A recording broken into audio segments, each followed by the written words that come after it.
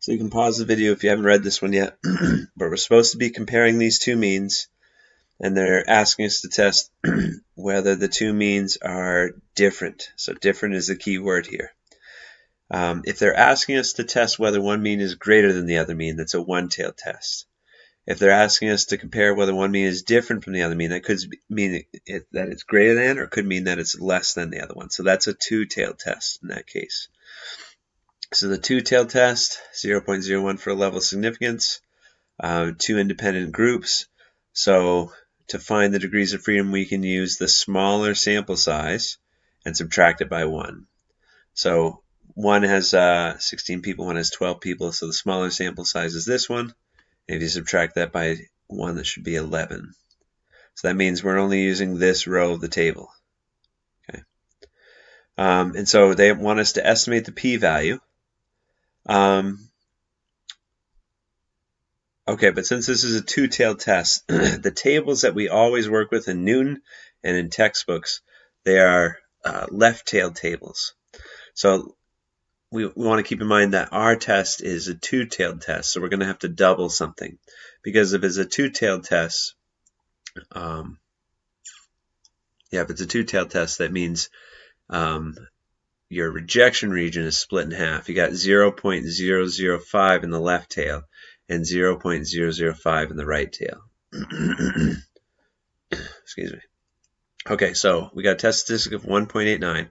If this is a one-tailed test, 1.89 would fit between these two numbers, so we'd say the p-value is somewhere between 0.025 and 0.05 between these two probabilities up here. But it's a two-tailed test, so that means whatever we have in these tails has got to be doubled. So if you double the lower bound and double the upper bound, then you've got your probability estimate from the table. So 0.05 times 2 is 0.1. That's the upper estimate on p-value. And 0.05 is the lower estimate because I doubled both of these numbers. Okay, so that's the trickiest part of this problem, and that's why we use technology so much, so we can bypass all this stuff. But if you're using a table, the table is only a one-tailed probability.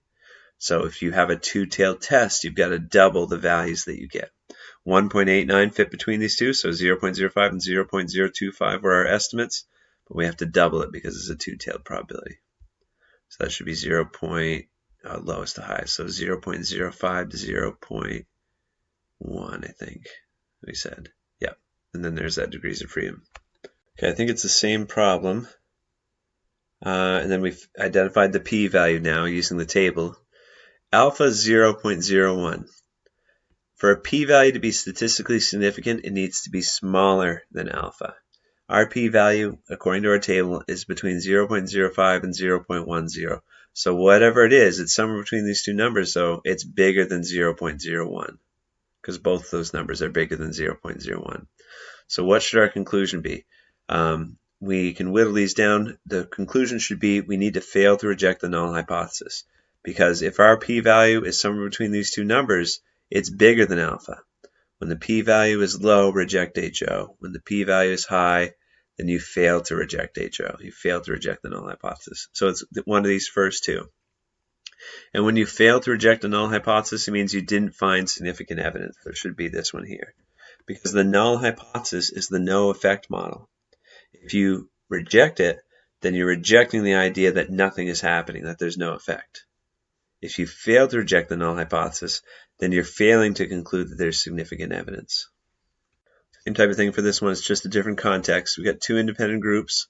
So I'm pretty sure this is an approximation method. I guess I'd have to go back and research. But when you have two independent groups, one way of conducting the test is to use the smaller of the sample sizes and calculate the degrees of freedom by subtracting 1 from the smaller of the sample size.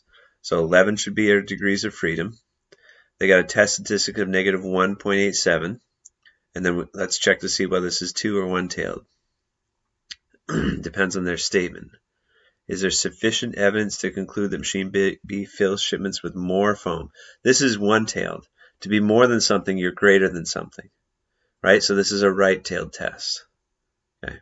Or I guess it could be left-tailed depending on which way you put it. But either way, it's a one-tailed test. So this one's different in that we don't double whatever p-value we get. And then negative 1.87, you entered the table by thinking about the absolute value of the p-value. As the absolute value of the test statistic, sorry. So 1.87, degrees of freedom 11, that fits between these two numbers. And since this is a one-tailed test, our probabilities are between 0.025 and 0.05. So that's right, that's right. Looks like just the degrees of freedom is wrong there.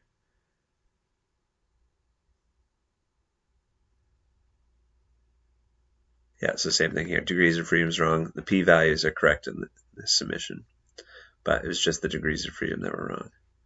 Okay, so that for the first problem I did in this video, we doubled it because it was a two-tailed test.